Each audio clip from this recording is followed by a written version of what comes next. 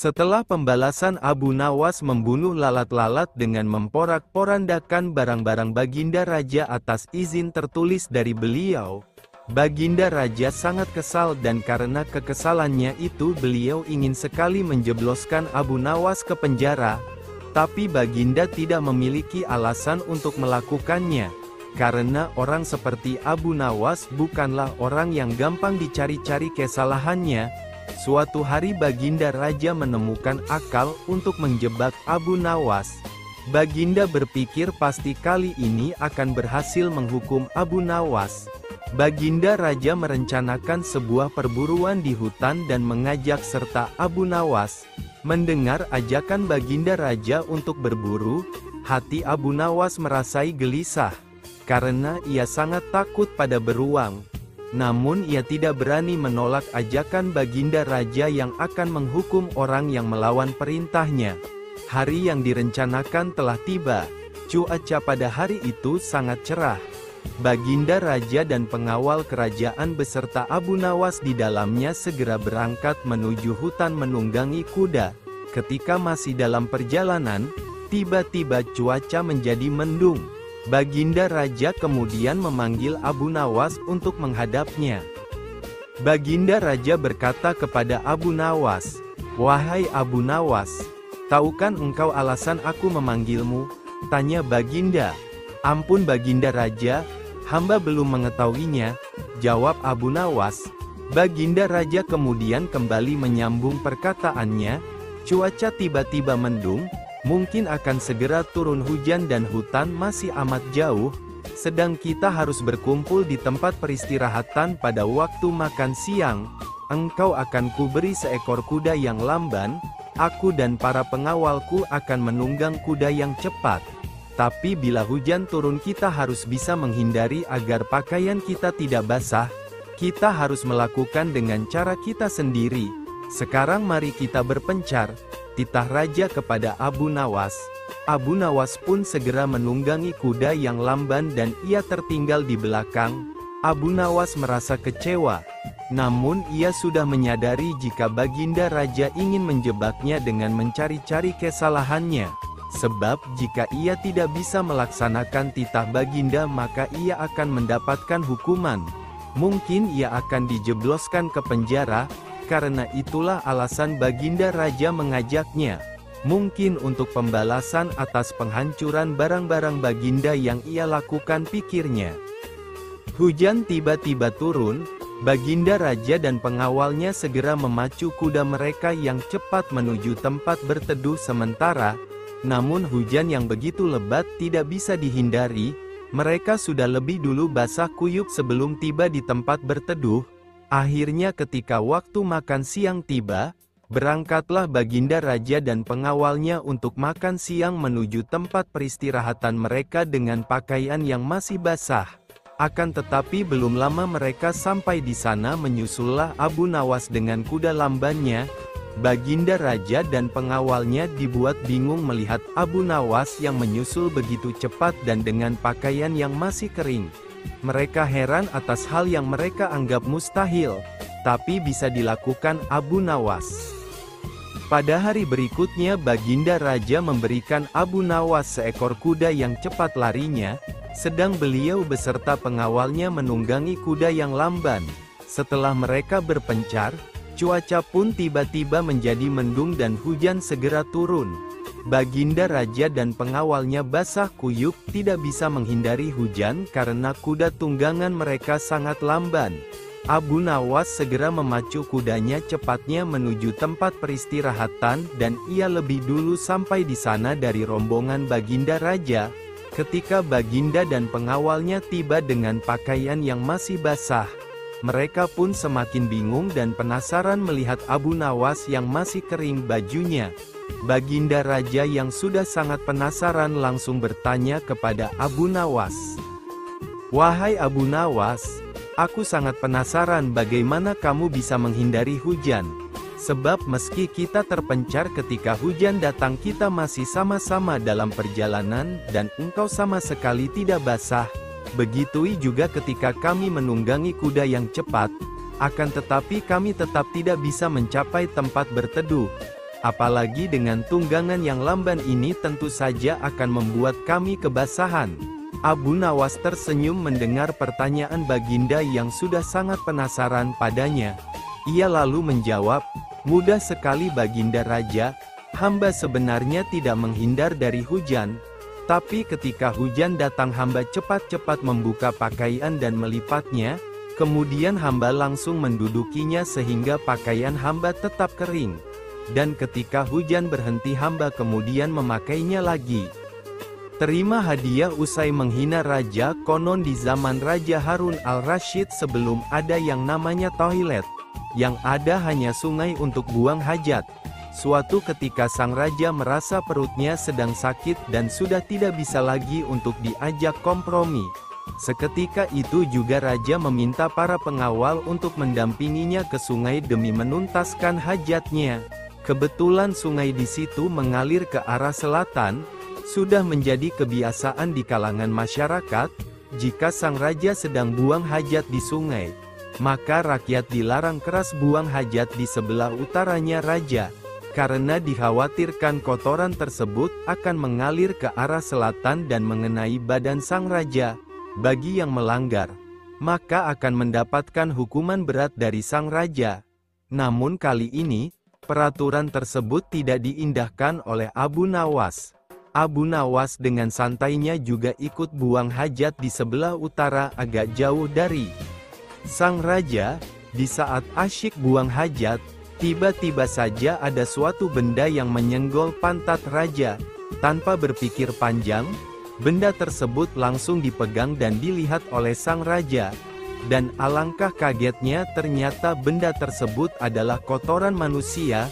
Kontan saja hal itu membuat sang raja naik pitam.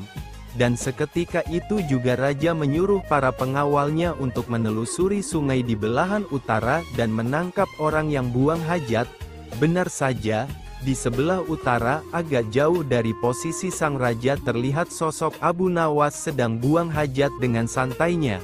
Saat itu juga para pengawal langsung menangkap dan membawanya ke hadapan raja untuk dihukum.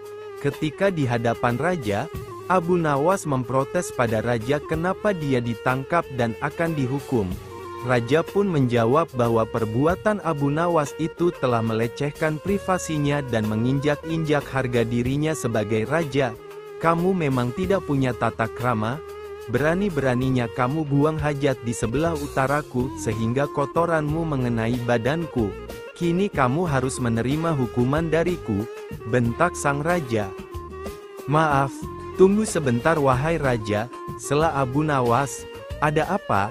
Kali ini tidak ada lagi ampunan bagimu Abu Nawas," sahut sang raja geram. "Tunggu sebentar, tolong beri saya kesempatan untuk menjelaskannya. Saya melakukan itu semua karena saya sangat menghargai engkau wahai raja," kata Abu Nawas. Mendengar hal itu, Raja Harun al-Rasyid langsung sedikit tertegun dengan apa yang disampaikan oleh Abu Nawas. "Perbuatan seperti itu kamu bilang malah menghormati aku?" tanya raja keheranan. "Begini raja, selama ini jika raja tengah mengadakan perjalanan dengan rakyat atau bersama pengawal, tidak ada satupun dari rakyat atau pengawal yang berani mendahului jalannya raja. Begitu juga dengan saya, ketika saya ikut rombongan raja. Posisi ketika berjalan tidak berani mendahului raja. Itu saya lakukan karena saya menjaga tata krama dan sopan santun kepada raja," bela Abu Nawas. "Ya bagus, tapi apa hubungannya dengan perbuatanmu sekarang ini?" tanya raja. "Begini raja, saya menghormati engkau tidak setengah-setengah. Ketika saya buang hajat, saya memilih di sebelah utara raja dan hal ini saya lakukan karena saya khawatir jika di sebelah selatan raja, maka nanti kotoran saya tidak sopan kepada." Mendengar penjelasan Abu Nawas, raja pun tersenyum. Dia tidak jadi marah dan menghukum Abu Nawas. Tetapi Abu Nawas malah diberi hadiah karena alasannya masuk akal. Di negeri Baghdad dahulu kala ada seorang menteri yang dikenal sangat jahat perangainya, sehingga ditakuti warganya, lah tidak bisa melihat perempuan cantik, terutama istri orang. pasti diambilnya. Apabila membeli suatu barang, ia tidak pernah mau membayar. Ihwal itu lama-kelamaan sampai juga ke telinga Abu Nawas sehingga membuat hatinya panas. Maka Abu Nawas pun pasang niat tidak akan meninggalkan daerah itu sebelum sang menteri menghembuskan nafas terakhir alias mati. Kemudian Abu Nawas berangkat ke tempat menteri itu tinggal dan sengaja menyewa rumah yang berdekatan untuk melakukan investigasi. Setelah beberapa hari bergaul dengan penduduk di situ, ia pun kenal dengan sang menteri dan bahkan bersahabat baik. Begitu baiknya pendekatan yang dilakukan sampai-sampai menteri itu tidak bisa mencium rencana busuk Abu Nawas. Abu Nawas boleh masuk dan keluar rumah itu dengan bebas, sehingga ia tidak menaruh curiga sama sekali kepadanya. Di dalam rumah itu, Abu Nawas melihat sebuah tiang gantungan yang digunakan untuk menggantung orang-orang yang bersalah kepada menteri itu. Cara menggantungnya pun dengan cara yang sadis, yaitu kaki di atas dan kepala di bawah. Dalam posisi demikian, orang itu dipukuli sampai mati. Dengan demikian memang betul berita-berita yang aku dengar tentang menteri ini, pikir Abu Nawas. Nantikanlah, aku pasti akan membalas. Hai orang muda, kata Abu Nawas, kepada seorang pemuda tampan yang sedang menggiring seekor lembu gemuk. Apakah lembu itu akan dijual? Pertemuan itu terjadi ketika Abu Nawas berjalan-jalan di sebuah sudut desa itu. Lembu ini tidak dijual, jawab si pemuda, karena ini warisan bapak hamba, lebih baik lembu itu dijual saja. Abu Nawas mencoba merayu, kalau laku dengan harga tinggi, kamu bisa berdagang sehingga uang itu menjadi banyak. Betul juga kata tuan, jawab si pemuda setelah berpikir sejenak. Namun untuk menjualnya hamba harus berkonsultasi dengan ibu di rumah. Kalau ibu setuju boleh tuan membelinya. Itu akan lebih baik, ujar Abu Nawas. Sementara anak muda itu pulang, Abu Nawas memeras otak. Ia akan berusaha memanfaatkan ketampanan wajah anak muda itu untuk melaksanakan rencananya. Hai menteriku, tunggulah bagianmu kelak, kata Abu Nawas dalam hati dengan perasaan geram. Ibu setuju menjual lembu ini, kata pemuda itu kepada Abu Nawas, setelah keduanya bertemu lagi. Bagus, kata Abu Nawas, tetapi sebenarnya bukan aku yang akan membeli lembumu, melainkan menteri yang zalim itu. Oleh karena itu berikan harga yang pasti. Sesudah itu kita membuat perjanjian dan kamu yang akan melaksanakannya. Setuju? Tanya Abu Nawas. Setuju, jawab si pemuda. Giringlah lembumu itu ke kebun, dan tunggulah aku di sana, kata Abu Nawas. Aku akan ke rumah menteri itu dan setelah itu aku menemuimu. Hai menteri, ada seorang pemuda yang akan menjual seekor lembu gemuk, kata Abu Nawas. Jika Anda tertarik, silahkan Anda beli dengan harga yang pantas, tidak mahal. Mari kita ke kebun itu. Berapa harganya? Tanya si menteri begitu sampai di kebun. Las sangat tertarik dan ingin segera membelinya. 50 dinar, jawab si pemuda. Boleh ditawar? Tanya si menteri. Tidak bisa, karena lembu ini warisan bapak hamba, jawab si pemuda. Baik, pasti kebayar harga itu, ujar si menteri. Maka disodorkan ujung tali pengikat lembu kepada menteri, namun ketika ditarik ternyata kosong. Rupanya diam-diam Abu Nawas telah melepas binatang itu. Namun karena harga telah disepakati, pemuda itu meminta bayarannya. Mana lembunya? Tanya si menteri. Masa hanya talinya? Aku tidak sudi membayar. Keduanya pun berbantah-bantahan dengan sengitnya. Aku minta bayarannya, kata si pemuda. Kalau tidak mau bayar, kembalikan lembuku. Apa yang mesti ku bayar, dan apa yang harus ku kembalikan? Kila si menteri. Cuma tali yang kau berikan kepadaku. Nih, ambillah, aku tidak butuh tali. Kerjamu memang cuma menipu dan menganiaya orang, kata si pemuda lagi. Kamu memang zalim, mau makan darah orang kecil.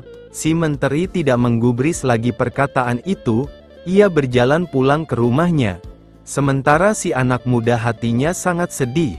Lembu hilang, uang melayang. Barangkali memang itulah nasibku. Apa boleh buat, keluhnya. Panggil Abu Nawas kemari hari ini juga, perintah Sultan Harun al-Rasyid kepada seorang hambanya.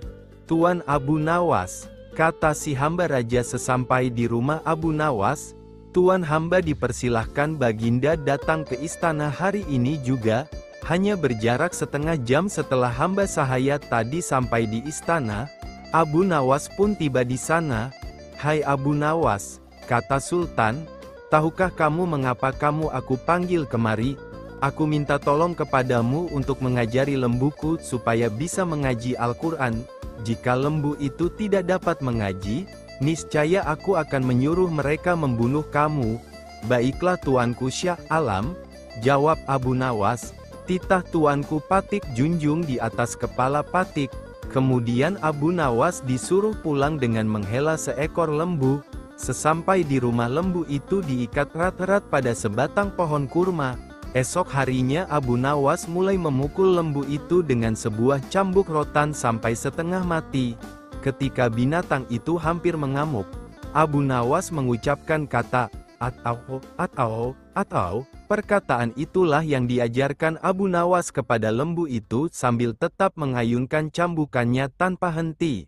Pekerjaan itu ia lakukan setiap hari pagi sampai tengah hari. Dan dari duhur sampai maghrib selama beberapa hari, sehingga tidak terpikirkan untuk menghadap ke istana. Setengah bulan kemudian Baginda menyuruh seorang hamba melihat ke rumah Abu Nawas. Apakah dia mampu mengajari lembu itu mengaji atau tidak? Apa yang disaksikan oleh hamba sahaya tadi di rumah Abu Nawas, tiada lain cambukan yang dilancarkan oleh Abu Nawas ke badan lembu itu sambil berkata, atau, sampai binatang itu kesakitan setengah mati. Maka dilaporkanlah hal itu kepada Baginda Sultan. Mohon ampun Baginda, kata hamba sahaya itu sesampai di istana. Patik lihat Abu Nawas sedang mengajar lembu itu di belakang rumah dengan sebuah cambuk rotan yang besar. Jika tali pengikatnya tidak kuat pastilah lembu itu lepas dan mengamuk. Yang diajarkan tidak lain hanyalah 3 patah kata, yaitu, atau. Baginda terheran-heran mendengar laporan itu. Setelah berpikir sejenak Baginda bertitah, panggil kemari Abu Nawas sekarang juga. Aku mau tahu apakah lembu itu sudah bisa mengaji atau belum. Tidak lama kemudian Abu Nawas pun sampai di istana. Ia pun datang menyembah. Hai Abu Nawas, sudahkah engkau mengajari lembuku itu dan apakah lembu itu sudah bisa mengaji Al-Quran? Tanya Baginda Sultan. Sudah bisa sedikit-sedikit, ya tuanku Syah Alam, jawab Abu Nawas. Tadi aku suruh seorang hamba melihat ke rumahmu, katanya engkau mengajari lembu itu kalimat, atau. Aku mau tahu apa artinya perkataan itu. Ampun keduli Syah Alam, kata Abu Nawas, arti, atau, itu adalah jika bukan lembu yang mati, atau hamba, atau tuanku, atau tidak ada salah seorang yang mati, hamba tidak akan puas. Sebab sampai habis umurnya sekalipun, binatang itu tidak akan bisa mengaji Al-Quran. Itu sebabnya binatang itu hamba cambuk agar mati. Dengan demikian hamba senang karena pekerjaan hamba dapat selesai, atau hamba yang mati, atau paduka yang mati, atau salah satu, barulah habis perkara lembu itu. Baginda terperanjat di tempat duduknya, tidak dapat berkata sepatah kata pun. Setelah tercenung sejenak, Baginda berkata, kalau begitu lembu itu boleh kamu ambil, atau kamu jual, atau kamu buat sate. Terima kasih banyak-banyak, ya tuanku Baginda Syah Alam, kata Abu Nawas sambil menyembah hingga kepalanya menyentuh tanah. Lapun mohon diri pulang ke rumah dengan langkah ringan dan hati senang. Menghitung kematian tahanan kecerdikan Abu Nawas memang sudah tak diragukan lagi. Bahkan ketika Raja Harun ar-Rasyid menghadapi masalah, tak segan-segan Abu Nawas dipanggilnya untuk menyelesaikan masalah. Nah, Kali ini Abu Nawas mendapatkan tugas untuk menghitung kematian. Bagaimana cara Abu Nawas menghitungnya? Berikut kisahnya. Suatu hari, di negeri 1001 malam, Baghdad, digelarlah acara hajatan besar. Sang Raja Harun ar-Rasyid pun berniat merayakan pesta ulang tahun kerajaan bersama-sama dengan seluruh rakyatnya. Pada hari yang telah ditunggu tiba, rakyat Baghdad dikumpulkan di depan pendapa istana.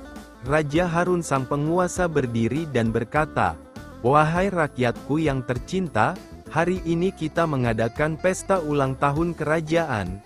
Aku akan memberi hadiah kepada para fakir miskin.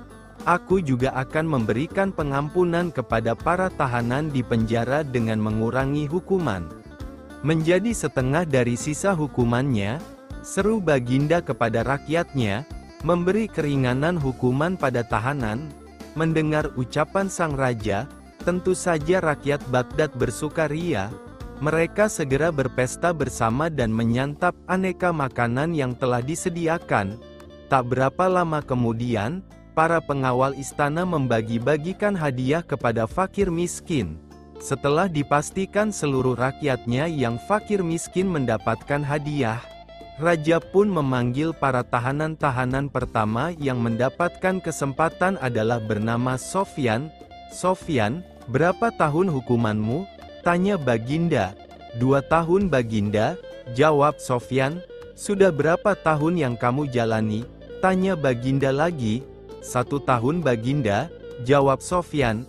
"Kalau begitu, sisa hukumanmu yang 1 tahun aku kurangi menjadi setengah tahun sehingga hukumanmu tinggal 6 bulan saja," tegas Baginda. Selanjutnya, dipanggillah Ali. "Berapa tahun hukumanmu Ali?" tanya Baginda. Dengan nada yang sedih, Ali menjawab, "Mohon ampun Baginda, hamba dihukum seumur hidup," jawab Ali. Mendengar jawaban Ali tersebut, Baginda menjadi bingung harus menjawab apa untuk mengurangi hukuman Ali. Di tengah kebingungannya, raja yang terkenal bijaksana ini teringat dengan Abu Nawas. Akhirnya, dipanggillah Abu Nawas. Tak berapa lama kemudian, Abu Nawas yang turut serta dalam pesta ulang tahun kerajaan menghampiri sang raja yang sedang kebingungan itu. "Abu Nawas, aku ada masalah mengenai hadiah pengampunan bagi Ali. Dia dihukum seumur hidup, sedangkan aku berjanji akan memberikan pengampunan setengah dari sisa hukumannya. Padahal aku tidak tahu sampai umur berapa Ali akan hidup. Sekarang aku minta nasihatmu, bagaimana caranya memberi pengampunan kepada Ali dari sisa hukumannya?" Jelas raja. Mendengar penuturan rajanya, Abu Nawas pun ikut bingung. Dia berpikir, apa bisa mengurangi umur seseorang, padahal dia sendiri tidak tahu sampai kapan umurnya. "Hamba minta waktu Baginda," ujar Abu Nawas. Abu Nawas mendapat sekantung keping emas. Mendengar permintaan Abu Nawas, raja pun akhirnya memberikan kesempatan kepada Abu Nawas untuk berpikir. Raja hanya memberi waktu sehari semalam saja, tidak boleh lebih. Jadi, besok pagi Abu Nawas harus memberikan jawabannya. Sesampainya di rumah, Abu Nawas pun berpikir keras untuk menemukan pemecahan masalah tersebut. Dia tidak bisa tidur karena selalu kepikiran akan hal itu. Namun, selang beberapa waktu, tampaklah senyuman di bibir Abu Nawas. Pertanda solusi telah ditemukan. Abu Nawas pun malam itu segera masuk ke kamar untuk tidur dengan nyenyak. Pada pagi-pagi sekali, Abu Nawas telah bangun. Setelah mandi dan sarapan, dia pun pergi menghadap raja. Setelah berpamitan dengan istrinya, "Hamba sudah mendapatkan cara untuk memecahkan masalah si Ali. Baginda, begini Baginda, sebaiknya si Ali ini berada di luar penjara dan bisa bebas selama 1 hari. Lalu pada esoknya, dia dimasukkan lagi ke dalam penjara selama 1 hari pula. Lusa juga demikian, sehari bebas, sehari di penjara, begitu berlangsung terus selama umur si Ali itu." Jelas Abu Nawas, "Engkau memang pandai Abu Nawas. Kalau begitu, kamu juga akan aku beri hadiah, yaitu sekantung keping emas." ujar sang raja. Setelah itu, Abu Nawas pulang dengan wajah yang ceria. Abu Nawas ternyata perenang yang tangguh. Baginda berdecak kagum Al-Kisah. Pada suatu yang cerah Raja Harun al-Rasyid memanggil Abu Nawas.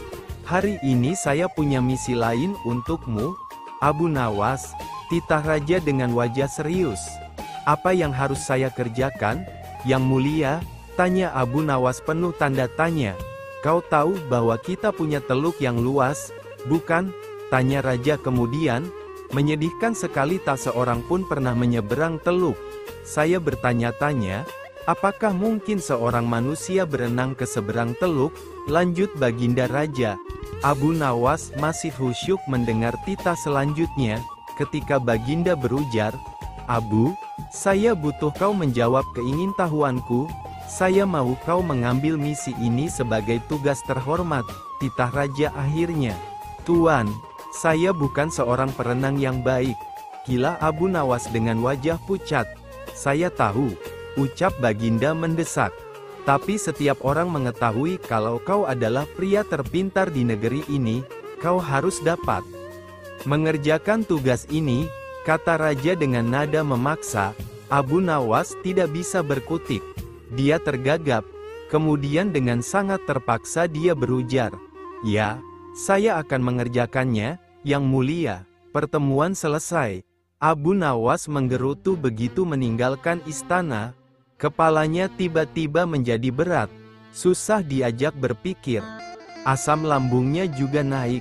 Tanda stres sedang hinggap. Selanjutnya si cerdik ini berjalan gontai ke pantai. Lah memandangi teluk yang luas itu.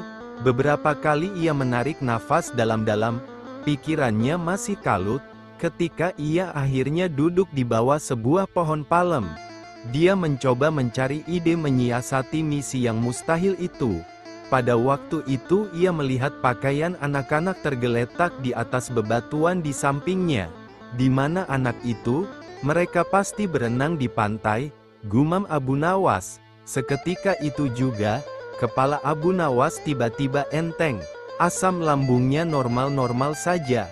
Cuma hanya kepingin makan yang enak-enak. Senyumnya pun terkembang. Nampaknya ia telah menemukan ide cemerlang.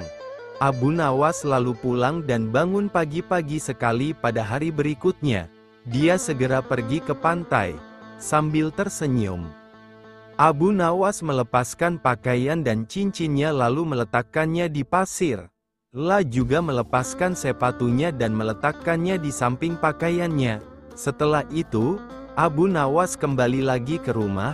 1 jam kemudian raja dan para menterinya datang ke pantai. Mereka terkaget-kaget ketika mengetahui ada pakaian Abu Nawas yang teronggok di atas pasir. Mereka pun berspekulasi, Abu Nawas sedang berenang mengarungi laut untuk mencapai teluk. "Luar biasa, ini orang," gumam Baginda geleng-geleng kepala. Tapi sebagian dari mereka meragukan kalau Abu Nawas yang punya kemampuan berenang pas-pasan berani mengarungi laut. Untuk membuktikan rasa penasaran, mereka semua akhirnya sepakat untuk mendatangi rumah Abu Nawas. Sampai di rumah Abu Nawas, raja dan para menteri hanya ditemui oleh istrinya. Lah mengatakan kalau Abu Nawas meninggalkan rumah pagi hari sebelumnya. "Kemarin ia mengatakan padaku bahwa ia akan berenang menyeberangi teluk. Dia berkata bahwa Yang Mulia memerintahkannya melakukan demikian. Sebenarnya saya tak tega membiarkannya pergi karena saya tahu ia bukan perenang yang baik," kata wanita itu dengan sedih. Tiba-tiba datang seorang pengawal istana melapor, "Yang Mulia, Abu Nawas ditemukan." Pengawal itu kemudian bercerita jika pada sore hari 3 nelayan di pantai melihat seorang pria berenang. Ketika mereka mendekatinya, mereka tahu bahwa yang berenang adalah Abu Nawas. Karena terlihat sangat lelah, maka mereka membantu Abu Nawas mencapai pantai. Tapi tak lama setelah itu Abu Nawas malah pingsan. Tak lama setelah itu, raja dan beberapa pengawal pergi ke pantai. Raja lalu duduk di samping Abu Nawas. "Abu, Abu," panggil raja sambil menggoyang-goyangkan tubuh Abu Nawas. Pelan sekali, Abu Nawas membuka matanya. Legalah hati Raja Harun al-Rasyid. La memegang tubuh Abu Nawas dengan erat. La terlihat sangat menyesal karena telah menyebabkan Abu Nawas menderita. Abu Nawas tersenyum tipis ketika sang raja memeluknya dan mengatakan, "Kau hebat, Abu." Taruhan yang berbahaya pada suatu sore ketika Abu Nawas ke warung teh, kawan-kawan sudah berada di situ. Mereka memang sengaja sedang menunggu Abu Nawas. Nah, ini Abu Nawas datang. Kata salah seorang dari mereka. "Ada apa?" kata Abu Nawas sambil memesan secangkir teh hangat. "Kami tahu engkau selalu bisa melepaskan diri dari perangkap-perangkap yang dirancang Baginda Raja Harun al-Rasyid. Tetapi kami yakin kali ini engkau pasti dihukum Baginda Raja bila engkau berani melakukannya." Kawan-kawan Abu Nawas membuka percakapan. "Apa yang harus kutakutkan? Tidak ada sesuatu apapun yang perlu ditakuti kecuali kepada Allah SWT," kata Abu Nawas menentang. "Selama ini belum pernah ada seorang pun di negeri ini yang berani memantati Baginda Raja Harun al-Rasyid. Bukankah begitu, hai Abu Nawas?" tanya kawan Abu Nawas. "Tentu saja tidak ada yang berani melakukan hal itu karena itu adalah pelecehan yang amat berat, hukumannya pasti dipancung," kata Abu Nawas memberitahu. "Itulah yang ingin kami ketahui darimu. Beranikah engkau melakukannya?" "Sudah kukatakan bahwa aku hanya takut kepada Allah SWT saja. Sekarang apa taruhannya bila aku bersedia melakukannya?" Abu Nawas ganti bertanya. 100 keping uang emas. Di samping itu Baginda harus tertawa tatkala engkau pantati, kata mereka. Abu Nawas pulang setelah menyanggupi tawaran yang amat berbahaya itu. Kawan-kawan Abu Nawas tidak yakin Abu Nawas sanggup membuat Baginda Raja tertawa, apalagi ketika dipantati. Kayaknya kali ini Abu Nawas harus berhadapan dengan Algojo pemenggal kepala. Minggu depan Baginda Raja Harun al-Rasyid akan mengadakan jamuan kenegaraan. Para menteri, pegawai istana dan orang-orang dekat Baginda diundang, termasuk Abu Nawas. Abu Nawas merasa hari-hari berlalu dengan cepat karena ia harus menciptakan jalan keluar yang paling aman bagi keselamatan lehernya dari pedang Algojo. Tetapi bagi kawan-kawan Abu Nawas hari-hari terasa amat panjang, karena mereka tak sabar menunggu pertaruhan. Yang amat mendebarkan itu, persiapan-persiapan di halaman istana sudah dimulai. Baginda Raja menginginkan perjamuan nanti meriah, karena Baginda juga mengundang raja-raja dari negeri sahabat. Ketika hari yang dijanjikan tiba, semua tamu sudah datang kecuali Abu Nawas. Kawan-kawan Abu Nawas yang menyaksikan dari jauh merasa kecewa karena Abu Nawas tidak hadir. Namun ternyata mereka keliru. Abu Nawas bukannya tidak datang tetapi terlambat sehingga Abu Nawas duduk di tempat yang paling belakang. Ceramah-ceramah yang mengesankan mulai disampaikan oleh para ahli pidato. Dan tibalah giliran Baginda Raja Harun al-Rasyid menyampaikan pidatonya. Seusai menyampaikan pidato, Baginda melihat Abu Nawas duduk sendirian di tempat yang tidak ada karpetnya. Karena merasa heran, Baginda bertanya, "Mengapa engkau tidak duduk di atas karpet?" "Paduka yang mulia, hamba haturkan terima kasih atas perhatian Baginda. Hamba sudah merasa cukup bahagia duduk di sini," kata Abu Nawas.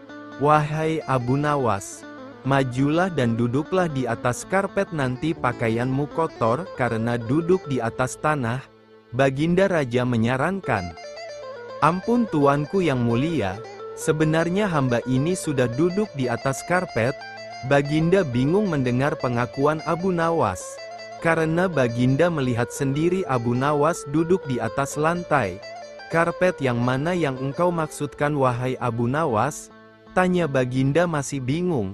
"Karpet hamba sendiri tuanku yang mulia. Sekarang hamba selalu membawa karpet kemanapun hamba pergi," kata Abu Nawas seolah-olah menyimpan misteri. "Tetapi sejak tadi aku belum melihat karpet yang engkau bawa," kata Baginda Raja bertambah bingung.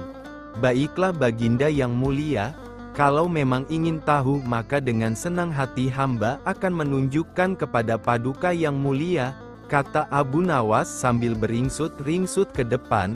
Setelah cukup dekat dengan Baginda, Abu Nawas berdiri kemudian menungging menunjukkan potongan karpet yang ditempelkan di bagian pantatnya. Abu Nawas kini seolah-olah memantati Baginda Raja Harun al-Rasyid. Melihat ada sepotong karpet menempel di pantat Abu Nawas, Baginda Raja tak bisa membendung tawa sehingga beliau terpingkal-pingkal diikuti oleh para undangan. Menyaksikan kejadian yang menggelikan itu, kawan-kawan Abu Nawas merasa kagum.